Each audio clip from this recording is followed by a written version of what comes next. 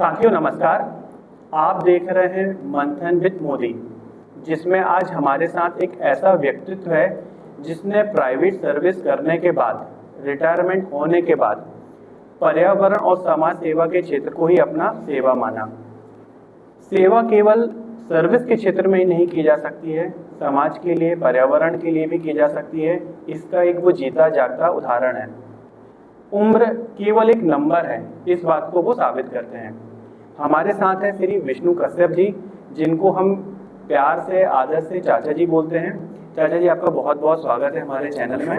और हम चाहेंगे कि आप इस पॉडकास्ट के माध्यम से हमारे दर्शकों को अपने जीवन के बारे में कुछ बताइएगा। सबसे पहले तो हम जानना चाहेंगे कि आपका व्यवसायिक क्षेत्र या आपकी जो सेवा क्षेत्र रहा है उसके बारे में थोड़ा सा आप बताइए कि आपने जीवन यापन के लिए किस प्रकार का कार्य क्षेत्र अपनाया। मैंने ग्वालियर में 1977 में Jayaji Rao cotton mill synthetic division को ज्वाइन किया था as a quality control investigator जी। आफ्टर 3 ईयर मैं as a quality control manager की पोस्ट पे आ गया था वहाँ पर। 92 तक, जब तक जेसीबी कंटिन्यू रही, मैं वहाँ सर्विस करता रहा। 92 में आर्थिक कारणों से बिजली की समस्या या जो भी रही वहाँ की समस्या, वो मिल को बंद होना पड़ा। तो मैं बाहर निकल गया, अहमदाबाद गया, देवास गया और अन्य जगहों पे ट्राई किया, दिग्जाम भी गया। और फाइनली मैं 93 में फिर देवास जाकर एस कुमार में मैंने ज्वाइन किया। 93 से लेकर 2005 के बीच में कुछ सर्टेन टाइम था जिसमें मैं फिर नेपाल भी जाके विराटनगर में अशोका में मैंने जॉब किया, फिर वापस देवास ही आया। 2005 से 6 तक मैं देवास में था और देवास से निकलने के बाद फिर मैं मुंबई चला गया था, तारापुर, बोईसर। तो वहाँ जॉब किया। लगभग 1 साल वहाँ काम करने के बाद में फिर मैं राजस्थान भीलवाड़ा आ गया था और भीलवाड़ा में मैंने संगम और फिर बीएसएल में लास्ट में ज्वाइन किया। और 2014 में मैं वहाँ से रिटायर्ड हो गया था। रिटायरमेंट के बाद में मैं यहाँ मेरे बड़े बेटा जो है हरिहर कश्यप, उसके पास में आ गया था। तब से मैं यहाँ पे जबलपुर हूँ। तो जन्म कहाँ का था आपका? मेरा जन्म चंदेरी का है, गुना डिस्ट्रिक्ट में, क्योंकि मेरे फादर पोस्ट मास्टर थे, सेंट्रल गवर्नमेंट में थे और ब्रिटिश टाइम से वो जॉब में थे। तो हर 3 साल में उनका ट्रांसफ़र होता था। तो कहीं ना कहीं तो मेरा बर्थ जो है चंदेरी, जो राजा शिशुपाल की नगरी भी कहलाती है और चंदेरी की साड़ियाँ भी फेमस हैं। वो ऐतिहासिक नगरी भी है और कमर्शियल भी बहुत अच्छा वो है। तो ये समाज सेवा और पर्यावरण के क्षेत्र में काम करने का प्रेरणा आपको कैसे मिला? जब तक जॉब में रहे तो बहुत अधिक समय नहीं मिलता था जी। पर उस समय पे जैसे ब्लड डोनेशन है, फैक्ट्री में किसी साथ वाले को ज़रूरत पड़ी कि ब्लड डोनेट करना है, उसको इमरजेंसी पड़ी तो ब्लड डोनेट कर देते थे उस समय पे।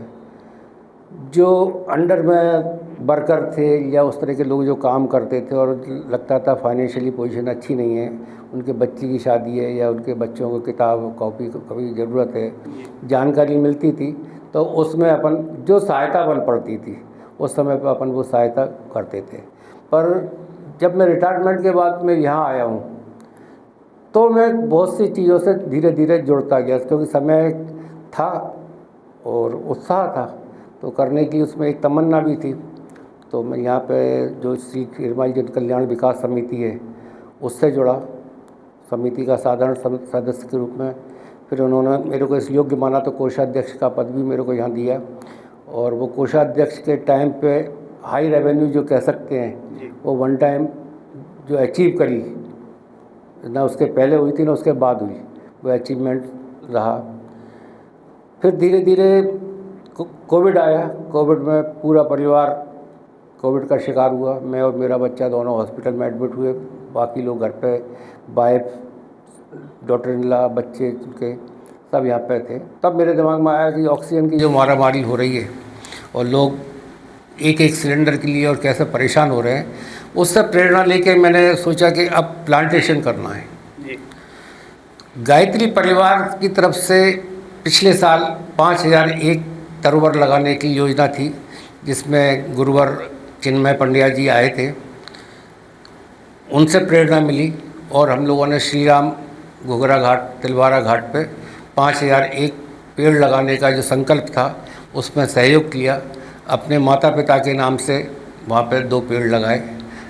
हज़ारों की संख्या में लोग वहाँ पहुँचे थे, सबने किया। और हर संडे को उसमें श्रमदान होता है, पानी देना, सफाई करना, उसमें भाग लेते रहे। हर संडे नहीं जा पाए, पर जब भी समय मिला गए। और पौधे किसी ने कहा भाई मेरे पास ये पीपल का पेड़ है, मेरे पास ये आम का पेड़ है, इसको कहीं लगवा दो आप, तो फिर वो लेके फिर वहाँ पे स्थापित उनको करवाते थे। उससे प्रेरणा लेके ही फिर अपने क्षेत्र में मेरे को लगा कि अपने क्षेत्र में कुछ करना चाहिए। तो मानस चौक से लेकर आरटीओ तक की जो रोड है, उस रोड सरकारी ज़मीन है दोनों तरफ, एक तरफ हाई टेंशन लाइन है, एक तरफ किसी का गवर्नमेंट का वो है, पर उस दोनों के बीच में जो जगह थी वहाँ पे 15 पेड़ अपन ने लगाए, जिसमें आम के पेड़ भी हैं, कचनार के भी हैं, जामुन के भी हैं, नीम के भी हैं, पीपल है, बरगद है, मीठा नीम है, इस तरह विभिन्न प्रकार के थे। और उस समय मेरे को जो सहयोग रहा, श्री नीलेश पांडे जी का सहयोग मिला मेरे को विशेष तौर पे। आपके भारत जैन जी जो हैं उन्होंने मेरे को 10 ट्री गार्ड अवेलेबल कराए, और बाकी समिति के जो सदस्य थे पौधारोपण के समय, उन लोगों की बहुत बड़ी भूमिका रही, और उस कार्य को उस समय हम कर पाए। बरसात का सीजन रहा जब ये अपनी बात की कि 30 जून को हमने वो वृक्षारोपण किया था, 30 जून 2024 को। अब 30 जून निकल चुकी। इस दरमियान बरसात रही, ठंड रही, तो पौधों को बहुत ज़्यादा पानी की ज़रूरत नहीं रहती थी। फिर भी मैं 5-5 लीटर की 2 केन लेके और चेतन घारपुरे जी के यहाँ से पानी भर के उन पौधों को पानी देता था। गर्मी जब आई वो 5 लीटर पानी सफिशिएंट नहीं लगा, तो फिर एक विशेष आभार प्रकट करूँगा मैं संदीप पटेल जी का, जो पटेल कृषि फॉर्म के हैं। उनने विशेष सहयोग दिया, और हम उनके साथ में टैंकर लेके निकलते थे, और टैंकर लेके जो 15 पौधे लगाए थे उनमें तो पानी डालते ही थे। साथ में रास्ते में जितने भी पेड़ लगाए हुए थे, जैसे दिनेश तलमली जी ने काफ़ी पेड़ लगाए हुए हैं, उन पौधों को देते थे। और जहाँ भी हमें लगता था कि पेड़ लगे हैं पर पानी देने वाला कोई नहीं, वहाँ पानी देते रहे। और उसका आज जीता जागता उदाहरण है कि वो आज लगभग 4-4, 5-5 फीट के पौधे हो गए, वो छोटे पौधे थे। तो इस तरह उसका हुआ। फिर कुछ लगा कि इधर रक्षा फार्म के साइड में प्लॉट बिके, मकान बनने चालू हुए, सामने नाला था, तो वो उसको देख के लगा कि नाले की तरफ से कुछ रहेगा, तो इधर अगर प्लांटेशन कर दिया जाए तो पानी की नमी मिलेगी, साथ ही जो उसमें रहने आएंगे उनको खुशबू की बहार भी मिलेगी, पेड़ों की छाया भी मिलेगी। तो वहाँ भी काफ़ी पेड़ों का प्लांटेशन किया, और अभी भी कर रहे हैं, इस साल भी किया है। तो एक तो वो काम हुआ। फिर लगभग 2 साल पहले मैं एक ऐसे ही उस पर देख रहा था व्हाट्सएप पे एक मैसेज, तो मिस्टर अरविंद दुबे जी हैं, जो कि सप्तऋषि नगर में रहते हैं। वो उनका मेडिकल, चेतक मेडिकल करके रानीताल पे वो है स्पॉट, उनकी खुद की दुकान है। वो शाम के टाइम पे चाय बिस्किट्स वगैरह ज़रूरतमंद या उन लोगों को कि जिनका कोई नहीं है, उन लोगों को वितरित करते। तो उनकी पोस्ट मैंने उनको देखी, वो संडे को भंडारा वगैरह भी करते थे। तो उनसे बात की, और एक रात रोटी मुहिम करके चलाई, जिसमें मैंने मानस बिहार के लोगों को जोड़ा। लगभग 65-70 परिवार उस काम में जुटे। हर परिवार से जो बनता था, रोटी सब्जी, दाल चावल, कढ़ी चावल, अचार, मिठाई या विभिन्न प्रकार की चीज़ें जो बनती थी वो दी। फिर लोगों ने किसी का जन्मदिन है, किसी का विवाह दिन है, किसी के श्राद्ध पक्ष में कुछ है, तो उससे जुड़ा, और उन लोगों ने उस पे विशेष दिन पे विशेष रूप से आर्थिक रूप से करके या घर से बना कर दिया। और वो अरविंद दुबे जी के सहयोग से चेतक मेडिकल पे ही वितरित किया जाता है, और ये 365 दिन चलता है। इस कार्य में विशेष सहयोगी रहे। जब संकलन वाली बात आई, वो लोग इस क्षेत्र से परिचित थे, मैं क्षेत्र से परिचित था, तो मैंने वो परिवारों को जोड़ा, और उसमें अरविंद दुबे जी भी निकलते थे लेने के लिए, मैं भी निकलता था, और सत्येंद्र तिवारी जी भी निकलते थे। 3 लोग निकलते थे, उसका कलेक्शन करते थे। उसके लिए जब ज़रूरत पड़ी तो देखा कि अब कलेक्शन कैसे करें, तो फिर मैंने अपनी तरफ से पहले प्लास्टिक के डिब्बे लिए, 100 डिब्बे लिए। फिर देखा क्वालिटी अच्छी नहीं है या उनको धोने में आती है, छोटे हैं, फिर 100 डिब्बे और लिए।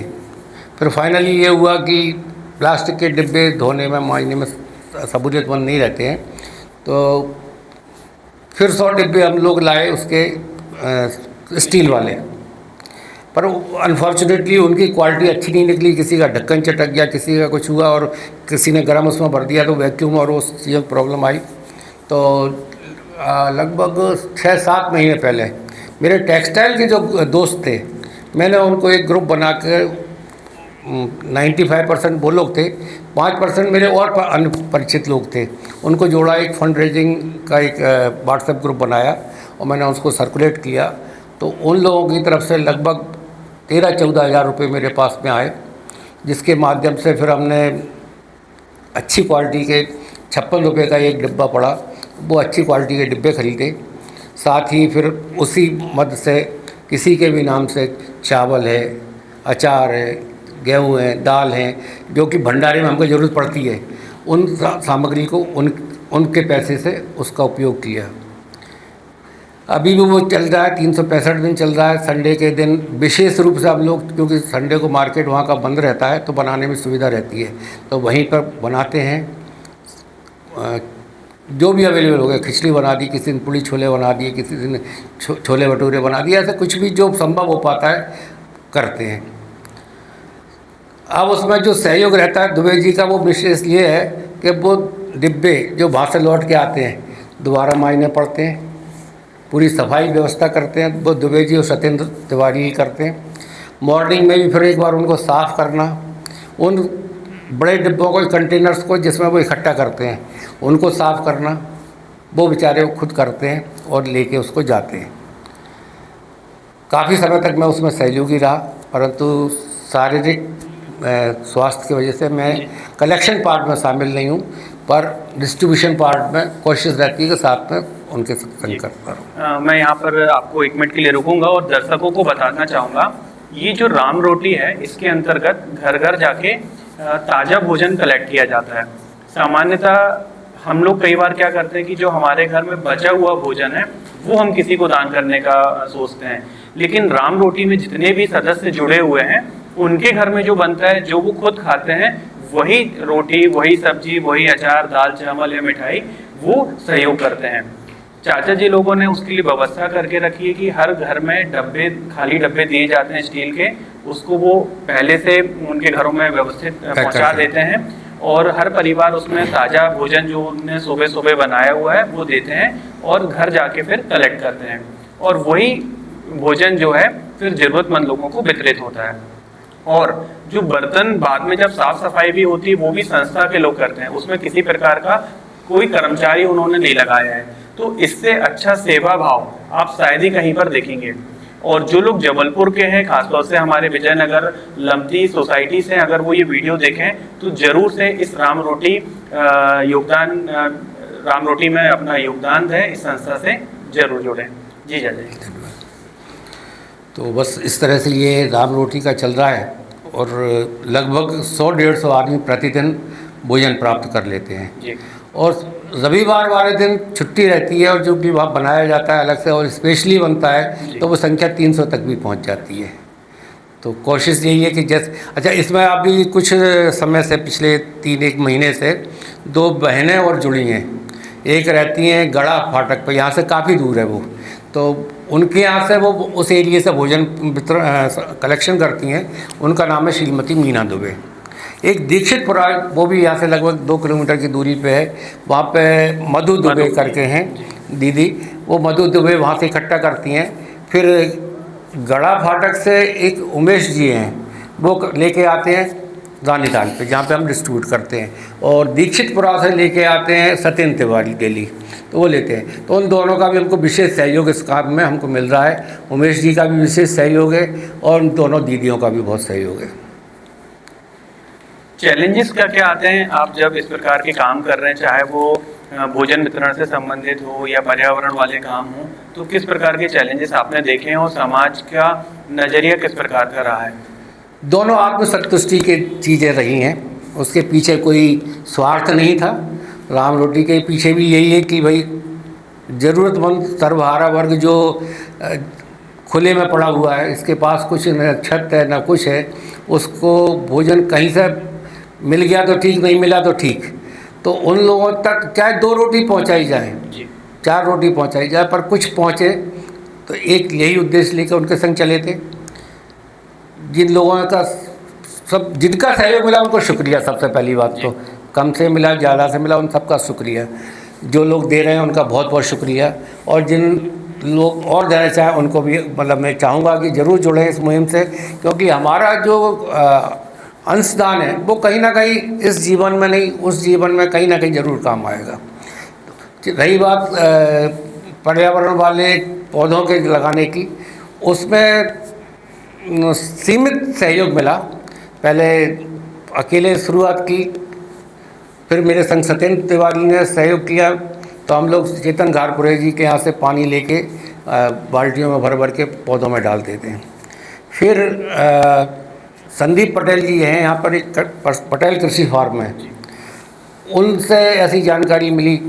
मैं उनसे बोला कि मैं कुछ पे कर दिया करूँगा, आप सहयोग करें, पर उनका बहुत बड़ा दिल है और मैं उनका आभार प्रकट करूँगा। ईश्वर उन पर उनके परिवार पर कृपा बनाए। वो टैंकर लेके हम दोनों आते थे और उन जगहों पर पानी डालते थे जो हमने लगाए थे, और उन जगहों पर भी डालते थे जो हमने नहीं लगाए थे पर दूसरों ने लगाए थे।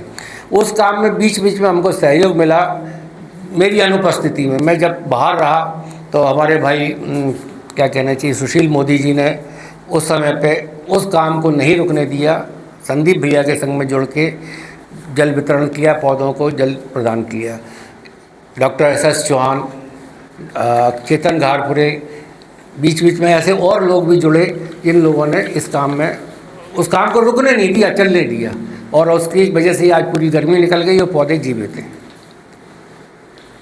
चाची, और इतना लंबा आपने सेवा का अनुभव निकाला है, कार्य क्षेत्र में भी, समाज सेवा में भी, तो आप किन किन संस्थाओं से भी जुड़े हुए हैं और वो संस्थाएं किस प्रकार का योगदान समाज में दे रही हैं? मुख्य रूप से तो राम रोटी का ही फिलहाल तो कि राम रोटी के कार्य में कर रहे हैं, और दूसरा चूँकि मैं यहाँ की समिति से जुड़ा हुआ हूँ, तो क्षेत्र के विकास के लिए अगर कुछ चीज़ें होती हैं, चाहे महापौर से मिलना हो, चाहे पार्षद से मिलना हो, चाहे विधायक से मिलना हो, या सांसद से मिलना हो, या ऐसे अन्य व्यक्ति जो हमको इस क्षेत्र में सहयोगी बन सकते हैं, उनसे प्रेम से लड़के जैसे भी समझ लो, अपना काम क्षेत्र का विकास हो। और उसका एक जीता जागता उदाहरण है समिति के साथ जाकर समिति वालों के सहयोग से, और समिति ने RTO रोड पे लाइटें लगवा दी, जो कि अंधेरा रहता था, रात में कोई वॉक नहीं कर सकता था। जुआरियों का, शराबियों का अड्डे होते थे, निकल नहीं पाते थे, वो हुए। पहले के जो हमारे पूर्व विधायक थे संजय यादव जी, उनके पीछे पड़ के वो RTO रोड का निर्माण कराया। फिर एक 10 नंबर मानस चौक से लेकर 10 नंबर बस्ती तक जो रोड है वो भी संजय यादव जी ने समिति के आग्रह पे बना कर दी। तो समिति के माध्यम से जो बेस्ट हो सकता है, आज भी कोई भी क्षेत्र ऐसा नहीं है समिति का, मतलब मानस विहार का, जो बिना लाइट का हो। लाइट लगी है, लाइट जाती भी है तो समिति प्रयास करती है, और 2 दिन में 3 दिन में जैसे भी वो बंदा आता है लाइट बल्ब जाती है। तो आज पूरा क्षेत्र रोशन है। और RTO की जो लाइट लगी उसमें समिति के साथ साथ हमारी जो पार्षद हैं अर्चना सिसोदिया जी, उनकी भी बहुत महत्वपूर्ण भूमिका रही। उन्होंने जो सहयोग दिया या प्रशासन पर दबाव बनाया, तो वो लाइट लगवाने में उनका बहुत सहयोग रहा। मैं उनका भी आभार प्रकट करता हूँ। और मैंने सुना है गायत्री परिवार से भी आप जुड़े हुए हैं। अगर गायत्री परिवार से मैं 1971 से जुड़ा हुआ हूँ जी। जब गुरुदेव थे उस समय से मैं उनसे जुड़ा हुआ हूँ, और उनके विचारों से मैं प्रभावित हूँ, क्योंकि वो एकमात्र संस्था ऐसी है कि जहाँ कोई जाति बंधन नहीं है, धर्म बंधन नहीं है, हर व्यक्ति उससे जुड़ता है। दूसरे जो कर्मकांड पैसे लेके अन्य धर्म के लोग करते हैं, वो ऐसा है कि वहाँ कोई पैसा नहीं लिया जाता। वहाँ से कर्मकांड कराने आचार्य आते हैं, आपके यहाँ कराएंगे, आपसे 1 पैसा नहीं लेंगे, पर आपने आरती में या किसी लोगों ने अन्य तरह से दिया तो पूरा संग्रह किया जाता है, आपको बाकायदा रसीद दी जाती है, वो पूरा पैसा शांति कुंज हरिद्वार को जाता है। और वहाँ से फिर जो विभिन्न प्रकार के सामाजिक कार्यक्रम हैं उनमें लगता है। जैसे आज जबलपुर में ही हैं, प्रतिदिन गायत्री शक्तिपीठ से खिचड़ी खाना बनाया जाता है, सुबह और शाम दोनों टाइम। विक्टोरिया हॉस्पिटल और मेडिकल में खाना सुबह भी वितरण होता है, सुबह 10:30 बजे रथ निकलता है, पहले विक्टोरिया जाता है, फिर मेडिकल जाता है, फिर शाम को 4 बजे जाते हैं, फिर दोनों जगह वितरण होता है। ये मरीजों के लिए रहता होगा? मरीजों को तो वहाँ से मिल ही जाता है, पर मरीज के संग में जो आते हैं बेचारे, वो लोगों के लिए कोई उपलब्धता नहीं होती है, पैसा खर्च करना पड़ता है, तो उन सब लोगों को निःशुल्क भोजन कराया जाता है। और मान के चलिए कम से कम 1,000-1,500 लोगों को प्रतिदिन खाना मिलता है। ये हुआ। साथ ही गायत्री परिवार, जैसे चाहे कोविड का टाइम आया तो कच्चा अनाज जो भी परिवार से जुड़े, जैसे मैं जुड़ा हुआ हूँ, मेरे पास उनका फ़ोन आ जाता था कि भाई उस क्षेत्र में कोई परिवार रह रहा है जो बाहर नहीं निकल सकता, किसी तरह से वो है, तो वहाँ पे खाना पहुँचाने की व्यवस्था करनी है। तो मैं अपनी व्यक्तिगत जिम्मेवारी मान के उस कोरोना काल में भी घर से खाना बनवा के ले जाता था। जो ज़रूरत की चीज़ें हैं कि दूध है, बिस्किट है, पेस्ट है, ब्रश है, जो चीज़ें वहाँ लगती हैं डेली नीड्स में आदमी को, तो वो पहुँचाते थे। और वो मेरे साथ में मेरे जो गायत्री परिवार के बंधु लोग हैं वो सभी इस कार्य में तत्पर रहते हैं। अभी महाकुंभ हुआ था, उसमें भी आपने सेवाएं दी हुई हैं? जी हाँ, उसमें क्या था कि अन्वेष विश्वकर्मा जी, हमारे 5 नंबर गली के जो रहवासी हैं जी, वो मेरे पास आए और उन्होंने कहा कि अपन कुछ करें।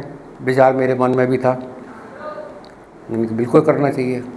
तो हम लोगों ने समिति के लोगों के साथ प्रयास किया, लोगों ने भरपूर कहना चाहिए सहयोग भी किया उस चीज़ में। तो फिर उससे के माध्यम से पानी की बोतल हैं, खाना है, बिस्किट हैं, फल हैं, उस तरह की सामग्री इकट्ठी करके वहाँ पहुँचे हाईवे पर। और उसमें हमारे जो संरक्षक हैं विष्णु सिंह जी राजपूत वो थे, गट्टू कुशवाहा जी थे, डॉक्टर चौहान थे, बसंत सिंह जी थे, और भी अन्य लोग थे जिन लोगों ने उसमें व्यक्तिगत रूप से वहाँ जाकर सेवा की और काफ़ी सामान मतलब कहना चाहिए वितरित किया। और काफ़ी लोगों ने रुक के उसको लिया भी, ज़रूरतमंद जो वहाँ से निकल रहे थे। तो इतनी जो आप सेवाएं कर रहे हैं अलग अलग संस्थाओं के माध्यम से भी और लोगों के माध्यम से, तो सबसे चुनौतीपूर्ण आपको क्या लगता है जब आप सेवाएं करने जाते हैं? तो क्या चीज़ आपको लगती है चुनौतीपूर्ण, और समाज से ऐसा क्या आउटपुट अपन को मिलता है जहां हमको लगता है कि नहीं, यहाँ पर हमको समाज सहयोग नहीं कर रहा है? सकारात्मक पक्ष देखो तो ये है कि भाई जितना किया वो अच्छा, ईश्वर ने उनको प्रेरणा दी। जी, मान के चलते हैं जिन लोग नहीं कर रहे उन्हें ईश्वर प्रेरणा नहीं दे रहा, पर ईश्वर प्रेरणा दे, बस यही कह सकते हैं। किसी के लिए क्या बोलें, ज़माना ऐसा है कि घर से बाहर आदमी नहीं निकलना चाहता, 2 पैसे खर्च नहीं करना चाहता।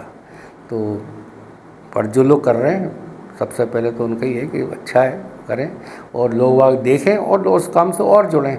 और ख़ासकर मैं ये ज़रूर चाहता हूँ, अच्छा एक चीज़ और, सर्दियों के दिनों में भी हमने जगह जगह से घरों से जो उन्हें वस्त्र देने चाहे, पहनने उपयोग में आने लायक, वो वस्त्र इकट्ठे किए थे, उन लोगों को वस्त्र बांटे थे। हमने अपने परिवार की तरफ से कंबल बांटे थे, मेरे बच्चे और बहू की तरफ से वो थी कि अपन लोग कंबल बांटे, तो हम लोगों ने कंबल बांटे, वस्त्र लोगों की तरफ बांटे। अब ज़रूरत पड़ती है किसी को जूते चप्पल चाहिए तो हम वो भी देखते हैं कि इनको ज़रूरतमंद बंदा है, वो मतलब इस तरह से जो भी पॉसिबल हो सकता है उसको जीवन में राह सुगम बनाई जा सके, ईश्वर प्रेरणा देता है तो वो भी करने की कोशिश करते हैं। कुछ ऐसे आपको लगता है कि आप जब प्रयास कर रहे हो तो आपको देखते हुए लोग मोटिवेट हो रहे हैं, वो भी सहयोग कर रहे हैं? मतलब अगर एक भी व्यक्ति हमारे प्रयास से जोड़ रहा है, विचार बदल रहा है, तो ऐसा कुछ नहीं। अब जैसे यही है मधु दीदी और मीना दीदी, ये बाद में जुड़ी। इन्होंने, उनकी एक दीदी यहाँ पर रहती हैं मंजू दुबे, श्रीमती मंजू दुबे यहाँ रहती हैं, तो उनके माध्यम से उन्हें जानकारी मिली। अब वो अपने अपने क्षेत्र से इकट्ठा करके खाना पहुँचा रही हैं। तो ऐसे प्रेरणा मिलती है। ठीक है, स्टार्टिंग आज 2 साल हुए हैं, पर आज 150-200 आदमियों को भी प्रतिदिन कुछ मिल जाता है। तो अब कोशिश करते हैं कि ये आगे बढ़े, और आग्रह निवेदन यही करूँगा कि जो लोग इसको देख रहे हैं वो किसी न किसी माध्यम से पर्यावरण से भी जुड़ें और गरीबों को भोजन पहुंचाने तक भी जुड़ें। यह जो सेवा हो सकती है आज जैसे गर्मियों में होती है, पोस्ट बहुत आती है, परिंदों के लिए पानी का कुछ व्यवस्था करें, नहीं होती। पर हम अपनी तरफ से कोशिश करते हैं कि वो पानी के पॉट भी खरीद के हम लोगों को देते हैं, भैया तुम अपने घर के बाहर इसको रख लो, लगा लो, कुछ भी कर लो। अगर सरकार या समाज से कोई सहयोग मिले तो आप और ऐसा क्या काम है जो करना चाहते हैं आगे के लिए? सबसे पहले तो प्लांटेशन का ही करना चाहूँगा जी। कि जितने अधिक से अधिक पौधे होंगे, क्योंकि जनसंख्या जिस हिसाब से बढ़ रही है और पर्यावरण की अशुद्धि बढ़ रही है और लोगों को उसकी ज़रूरत है, बढ़ते हुए प्रदूषण को कम करने के लिए पौधे बहुत आवश्यक हैं। और मैं किसी से कहूँगा कि क्या अपने घर के आगे लगाओ, एक पौधा ज़रूर लगाओ। अगर प्रशासन से पानी की व्यवस्था हो जाती है तो पौधे लगाने की जिम्मेवारी मेरी है। अभी सबसे बड़ी समस्या वही आती है कि प्रशासन से सहयोग नहीं मिलता और गर्मियों में पानी ना मिलने के कारण उनको पौधों को जिंदा रखना बहुत बड़ा टास्क होता है। वो तो संदीप भैया आ गए ईश्वर बन के, जो उनको प्राणवायु उनको देते रहे। वो हमारे जो युवा लोग हैं, उनको आप क्या संदेश देना चाहेंगे, खासतौर से लाइफ स्टाइल को लेके? क्योंकि हम लोग ये देखते हैं कि इस उम्र में भी आप इतनी दौड़ भाग करते हैं और हम लोग पाते हैं कि उम्र ज़्यादा नहीं, 70 बने। हाँ, लेकिन हम लोग आपके बच्चे हैं, लेकिन आप लोग जितना श्रम हम लोग नहीं कर पाते हैं। तो फिर भी युवाओं को आप क्या संदेश देना चाहेंगे, खासतौर से लाइफ स्टाइल को लेके, विचारों को लेके? उसमें यही कहना चाहता हूँ कि जो कर्म हम आज कर रहे हैं जी, अपने लिए तो जानवर भी करते हैं, अपने और अपने परिवार के लिए जानवर भी करता है। क्योंकि हमने ईश्वर की कृपा से मानव जीवन पाया है, तो मानव जीवन को कुछ उद्देश्यों से जोड़ दिया जाए। ईश्वर ने जब भेजा है तो कुछ सोच के भेजा होगा हमको यहाँ पे कि भाई मैं अपना प्रतिनिधि बना के भेज रहा हूँ, तो मन में केवल यही सोचें कि ईश्वर के प्रतिनिधि हूँ मैं और ईश्वर से जुड़ा हुआ हूँ। ईश्वर ने मेरे को इस जन्म में भेजा है, तो मेरे को ऐसा कुछ काम करना है कि मेरे जाने के बाद भी पीढ़ियाँ मेरे को याद रखें। आज हम नहीं होंगे, संदीप भैया नहीं होंगे, और भी लोग नहीं होंगे जितने सहयोग दिया, पर वो पेड़ जिस दिन छायादार पेड़ बनेंगे और आदमी वहाँ से निकलेगा तो कहीं ना कहीं हम लोगों की छवि देखेगा उसमें। तो हर युवा को कुछ ना कुछ समय जो है अपने समाज के लिए, देश के लिए निकालना चाहिए। देश बहुत बड़ी चीज़ हो जाती है, नहीं निकाल पाते हम। आज बात होगी कि देश के लिए व्हाट्सएप फेसबुक पर बहुत बात करेंगे, पर जब अपने बच्चे को आर्मी में भेजने की होगी, हम आर्मी में नहीं भेजेंगे। अरे भाई कौन भेजेगा, नहीं भेजना चाहेंगे। तो समाज के लिए तो ज़रूर करें, समाज के लिए जो कर सकते हैं।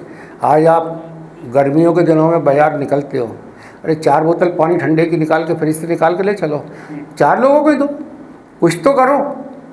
ऐसा कुछ छोटा मोटा ही करो कि 4 बोतल ले ली, 10 बिस्किट के पैकेट ले लिए और जो भी ज़रूरतमंद लिखा उसको दे दिया। कोई बहुत बड़ा टास्क करने की ज़रूरत नहीं है, पर एक मन में भावना बनाओ कि मेरे को कुछ करना है, समाज में मैं आया हूँ तो इस समाज के लिए मेरे को कुछ देना है। ईश्वर ने मेरे को मानव जीवन दिया है और इस समाज को मेरे को कुछ देना है, तो वो ज़रूर करना चाहिए। तो साथियों, हमारे पास देने के लिए बहुत कुछ है। ईश्वर ने हमको कहीं ना कहीं आर्थिक रूप से भी सक्षम बनाया है, बौद्धिक रूप से भी सक्षम बनाया है, शारीरिक रूप से भी सक्षम बनाया है। बहुत सारे लोग हैं जो शरीर से परेशान हैं, बहुत सारे लोग ऐसे हैं जिनके पास अच्छा रोजगार नहीं है, बहुत सारे ऐसे लोग हैं जिनके पास 2 वक्त की रोटी नहीं है। तो हम अपने समाज को बहुत कुछ दे सकते हैं। इसी विचार के साथ इस इंटरव्यू को हम एक चीज़ कहूँगा, मन की इच्छा शक्ति सबसे पहले। आपके पास पैसा है, आपके पास सब कुछ है, आयु है, सब कुछ है, पर मन की इच्छा शक्ति नहीं तो नहीं होती। आपको अपने मन को कंट्रोल करना है। गीता में भी वही कहा गया है कि आप अपने मन को सबसे पहले कंट्रोल करो और ज़रूरतमंदों की सहायता करो। और ज़रूरतमंद आपकी सहायता किस रूप में करेंगे आपको नहीं मालूम। भगवान राम अपने आप में सक्षम थे, पर वानर रीछ जो थे तो छोटी छोटी इकाइयाँ थी जो युद्ध जीतने में बहुत बड़ी सहायक बनी। तो हमको वो बनना है, कोशिश वो करना है कि मन की इच्छा शक्ति को बढ़ाएं और ईश्वर से करें कि हमको और शक्ति दे कि हम कुछ कर सकें। तो इसी विचार के साथ हम इस संवाद को यहीं समाप्त करते हैं। आशा करते हैं कि आप हमारे संवाद को लाइक करेंगे, शेयर करेंगे, और अगर अभी तक आपने हमारे चैनल मंथन विद मोदी को सब्सक्राइब नहीं किया तो प्लीज़ आप इसको सब्सक्राइब भी कर लीजिएगा। बहुत बहुत धन्यवाद दोस्तों, आप सभी को जय श्री राम। जय श्री राम।